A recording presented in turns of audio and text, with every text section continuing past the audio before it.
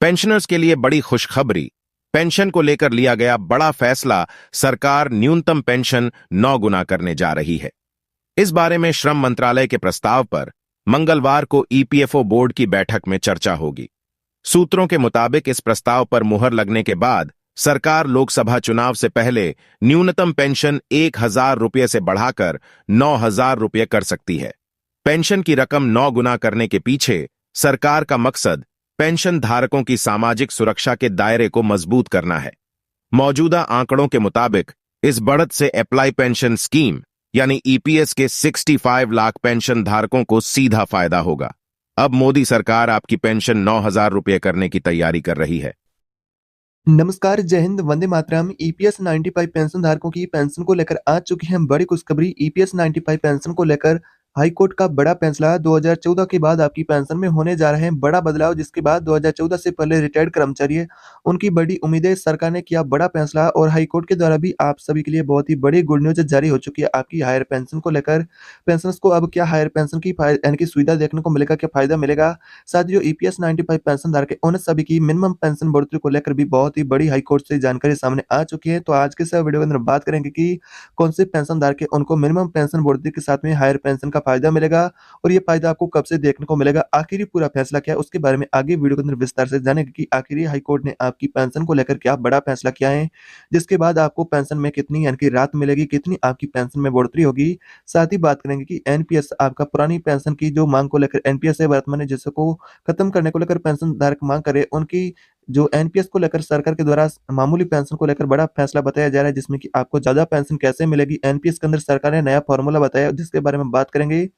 साथ ही आपकी पेंशन को लेकर क्या फैसला होने वाला है हाई कोर्ट का ईपीएस पेंशन को लेकर, उसके बारे में भी विस्तार से जानेंगे।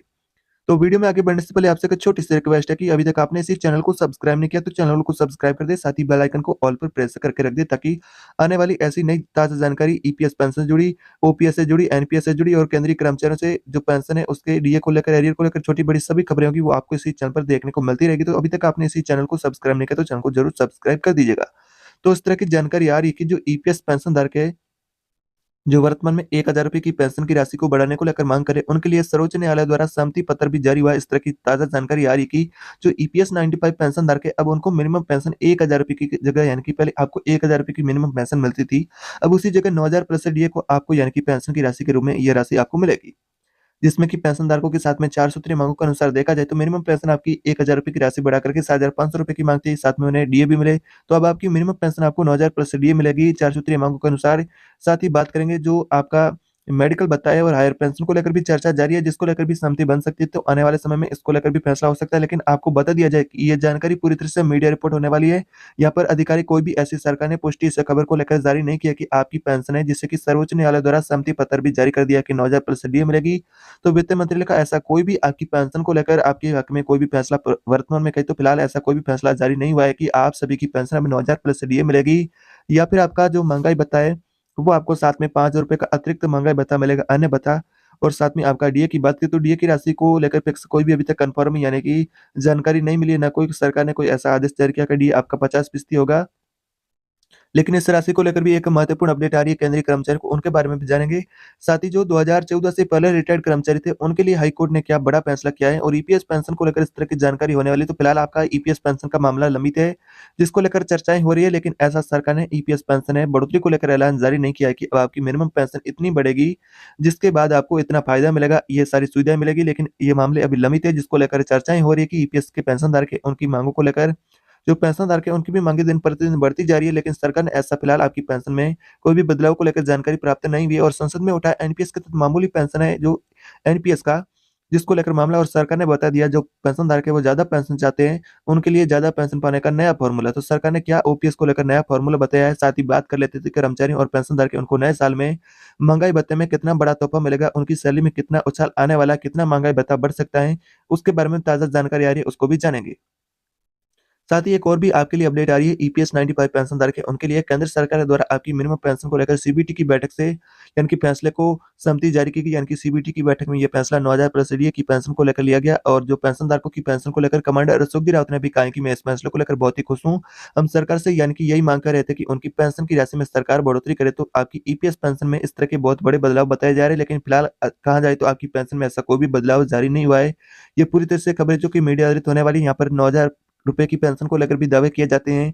7,500 रुपए की पेंशन लागू करने को लेकर भी बताया जाता है, लेकिन सरकार ने ऐसा कोई भी फैसला आपकी पेंशन को लेकर जारी नहीं किया है और ना ही कोई भी ईपीएफओ ने और सुप्रीम कोर्ट ने आपकी पेंशन को लेकर फैसला जारी किया है। ये लंबित फैसले हैं। लेकिन 2014 से पहले रिटायर्ड कर्मचारी होने वाले उनके लिए सुप्रीम कोर्ट ने समीक्षा याचिका को खारिज करने के बाद उन कर्मचारियों को बड़ी राहत मिली है। तो कैसे उनकी जो पेंशन है यानी कि हायर पेंशन का लाभ लेने की जो याचिका रखी थी, जिसको खारिज करने के बाद उनको फिर से कैसे लाभ मिलेगा, उनका आखिर फैसला क्या होने वाला है? तो साल 2014 के पहले जो बाद रिटायर्ड कर्मचारी हैं और अधिकारी हैं, उनको उच्च पेंशन का लाभ अब मिलने जा रहा है। संभावना है कि जनवरी से उनके खातों में उच्च पेंशन की राशि भी आना शुरू हो जाएगी। लेकिन 2014 से पहले रिटायर्ड कर्मचारी उनको क्या पेंशन नहीं मिलेगी? जो कहा तो ऐसा गया था, यानी कि पहले तो ये नियम था कि जो 2014 से पहले रिटायर्ड कर्मचारी उनको पेंशन नहीं मिलेगी, लेकिन समीक्षा याचिका खारिज होने के बाद कर्मचारियों की जो इस मांग ने एक नई लड़ाई के रूप में यानी कि रफ्तार पकड़ ली है। अगर 2014 से पहले रिटायर्ड कर्मचारी को ईपीएस 95 पेंशन के दायरे में नहीं माना गया है और सरकार और ईपीएफ ने कहा कि इसके दायरे में ये पेंशनधारक वो नहीं आते हैं। वहीं सुप्रीम कोर्ट ने समीक्षा याचिका को खारिज कर दी, जिसके बाद कर्मचारियों के लिए एकदम यानी कि ये पेंशन का राशि को लेकर जो आस थी वो एकदम बंद हो चुकी है। लेकिन इसी बीच उनको एक बड़ी राहत भी मिल चुकी है। एक मद्रास हाई कोर्ट से यानी कि उनको बड़ी राहत मिली है। आशा की नई किरण मिल चुकी है, क्योंकि नए सिरे से आपकी कानूनी लड़ाई होगी हायर पेंशन को लेकर। ये संभावना जताई जा रही है कि साल 2014 से पहले रिटायर्ड कर्मचारी उनको अपना हक इस यानी कि मद्रास हाई कोर्ट के फैसले के बाद मिल सकता है। तो मद्रास हाई कोर्ट ने क्या फैसला किया है? तो मद्रास हाई कोर्ट का जो फैसले का असर आपकी पेंशन में कहाँ तक होने वाला है? ईपीएफओ के पास अब 2 विकल्प है कि मद्रास हाई कोर्ट के खिलाफ सुप्रीम कोर्ट में चैलेंज करे। वही ईपीएफओ जैसे ही सुप्रीम कोर्ट जाएगा तो वैसे ही मामला फिर से खुल जाएगा। आपकी पेंशन को लेकर हायर पेंशन का फैसला है। अगर ईपीएफओ 90 दिनों के अंदर अपील नहीं करता है तो ये आदेश सबके लिए मान्य हो जाएगा, यानी कि आपकी पेंशन को लेकर।